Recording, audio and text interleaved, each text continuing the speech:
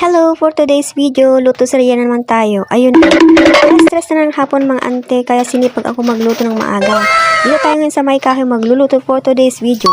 Dahil mamaya lang dito ako mag-ihaw ng isdang tulingan. At habang nakasalang ang pakuluan nating tubig para may pangkape bukas, maghugas muna tayo ng mga pinagkainan namin kaninang tanghali. Ngayon lang ako nakahugas mga ante dahil pagkatapos namin kumain, tinambak ko muna dyan sa may lababo. Tsaka ko na lang intindihin kapag magluluto na ako, para minsan na lang ang gawain.